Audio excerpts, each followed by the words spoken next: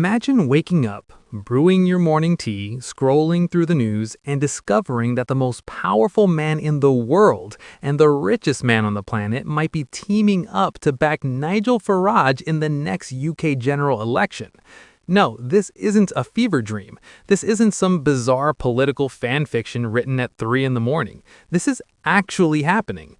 Or at least Nigel Farage wants you to think it's happening. And if it does happen, Keir Starmer might as well start packing his boxes now because the 2029 election just got a whole lot more interesting, chaotic, and frankly terrifying depending on which side of the political spectrum you're standing on. So let's dive into this absolute roller coaster of a story, because Nigel Farage just held a press conference that was less about policy and more about flexing his international connections like he's collecting world leaders on LinkedIn. He stood there, grin plastered across his face, and casually dropped the bombshell that Donald Trump and Elon Musk, yes, those two, might be throwing their weight behind Reform UK in the next general election. And if you're Keir Starmer, sitting in number 10, trying to navigate a government that's already struggling with approval ratings lower than a limbo stick at a toddler's party, this is not the news you want to hear. Let's rewind for a second and set the scene. Farage called this press conference for what was already a significant announcement. Andrea Jenkyns, former Conservative MP and a name you might remember from various Tory rebellions and headline-grabbing moments, has defected to Reform UK. She's not just joining the party for a laugh. She's going to be Reform's candidate for the Lincolnshire mayoralty in 2025. That alone is a big deal. A former Tory MP jumping ship to Reform shows that Farage's party isn't just some fringe operation anymore. It's becoming a legitimate threat to the Conservative Party, siphoning off MPs, members, and voters who feel betrayed or abandoned by the Tories. But Jenkyns joining Reform was just a warm-up act. The real headline came when a Financial Times reporter, clearly not messing about, asked Farage directly whether Donald Trump and Elon Musk would lend their support to Reform in the run-up to 2029. Now, most politicians would dance around that question, give some vague non-answer, maybe throw in a joke to deflect.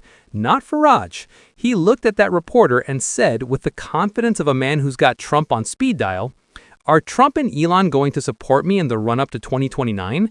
Well, that's what friends are for, isn't it?" That's what friends are for. Let that sink in. Farage just implied in front of the press that Trump and Musk are not just acquaintances or distant allies. They're friends. And friends help each other out. Friends support each other's campaigns. Friends apparently meddle in each other's elections if we're being brutally honest about what this could look like. Now, Farage didn't give specifics. He didn't say Trump was going to fly over and hold rallies in Clacton. He didn't say Musk was going to fund Reform's campaign with a few billion quid from his couch cushions. But he didn't need to. The implication was enough.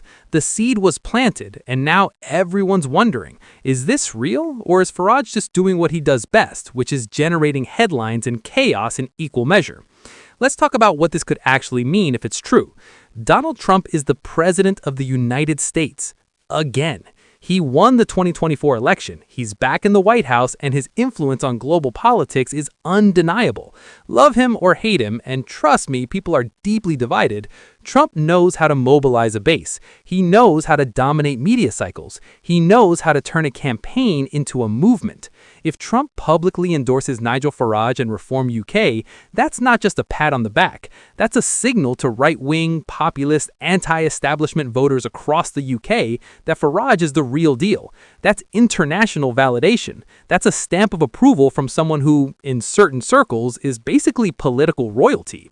And then there's Elon Musk, the richest man in the world, owner of X, formerly known as Twitter, CEO of Tesla, SpaceX, and about a dozen other companies. Musk has more money than most countries, and he's not shy about using his platform to influence politics. He's already been vocal about various political issues, has tangled with governments, and has a massive global following.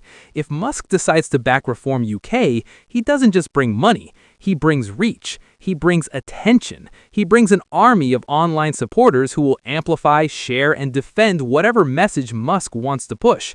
In the age of social media, that's gold. That's more valuable than traditional advertising. That's the ability to shape narratives, control conversations, and bypass traditional media entirely. So if Trump and Musk both back Reform UK goes from being a disruptive force to a genuinely formidable electoral threat. The Conservative Party is already in shambles. They lost the last election badly. They're divided, directionless, and hemorrhaging support to Reform on one side and Labour on the other. If Reform gets supercharged by Trump and Musk, the Tories might not just lose votes, they might become irrelevant. And for Labour, for Keir Starmer specifically, this is a nightmare scenario. Because even if Reform doesn't win outright, even if they just split the right-wing vote and cause chaos, that makes governing harder. That makes the political landscape more volatile. And if Reform actually does well, if they win seats, if they build momentum, Starmer's going to be facing a populist opposition that's backed by international heavyweights and has no interest in playing by traditional political rules. Now, let's pump the brakes for a second and ask the obvious question. Is Farage telling the truth, or is he just hyping up a relationship that might not be as solid as he's suggesting? Because this is Nigel Farage we're talking about. The man is a master of political theater. He knows how to make a statement. He knows how to create a media frenzy. And he knows that suggesting Trump and Musk are going to back him is guaranteed to dominate the news cycle, whether it's actually true or not. Farage has met Trump. They've been photographed together. They clearly get along. But getting along and actively campaigning for someone in a foreign election are two very different things. Trump might like Farage. He might even privately support him. But will he actually endorse Reform UK in a UK general election? That's a big step. That's direct interference in another country's democratic process. And while Trump is not exactly known for respecting international norms, even he might think twice about overtly backing a foreign political party. Or maybe he won't. Maybe he'll do it anyway, because that's Trump. He's unpredictable. He thrives on controversy. And if he thinks backing Farage will annoy the establishment and energize his own base back home, he might just go for it. Elon Musk is even harder to predict.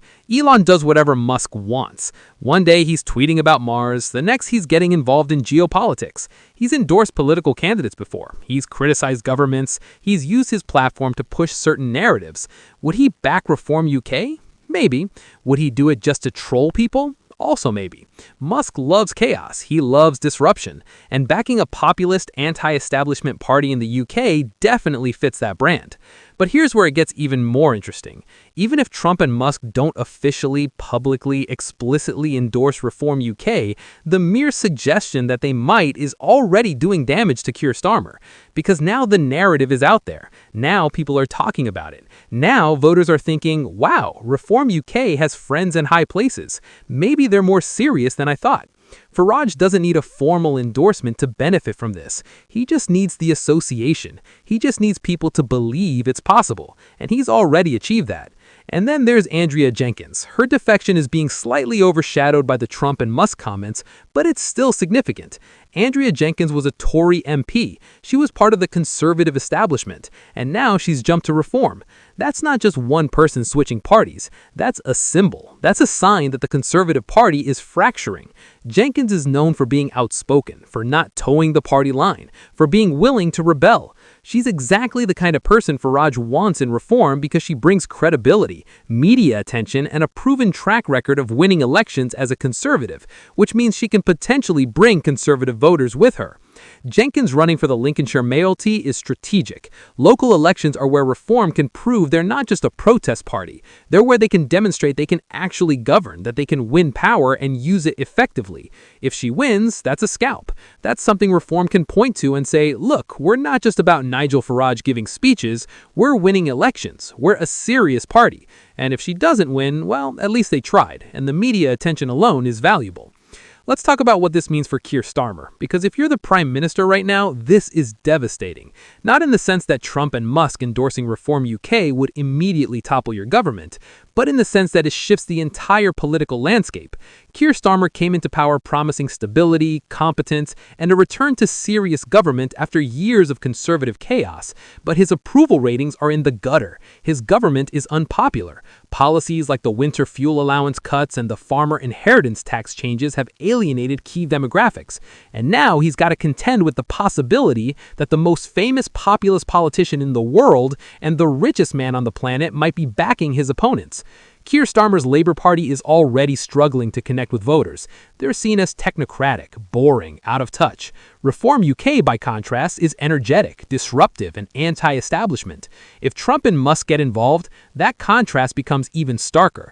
Labour looks like the tired, old establishment, and Reform looks like the exciting insurgent force backed by global icons. That's a branding nightmare for Starmer. And here's the kicker. Even if Trump and Musk don't officially, publicly, explicitly endorse Reform UK, the mere suggestion that they might is already doing damage to Keir Starmer. Because now the narrative is out there. Now people are talking about it. Now voters are thinking, wow, Reform UK has friends in high places. Maybe they're more serious than I thought. Farage doesn't need a formal endorsement to benefit from this. He just needs the association. He just needs people to believe it's possible, and he's already achieved that. And then there's Andrea Jenkyns. Her defection is being slightly overshadowed by the Trump and Musk comments, but it's still significant. Andrea Jenkyns was a Tory MP. She was part of the conservative establishment, and now she's jumped to Reform.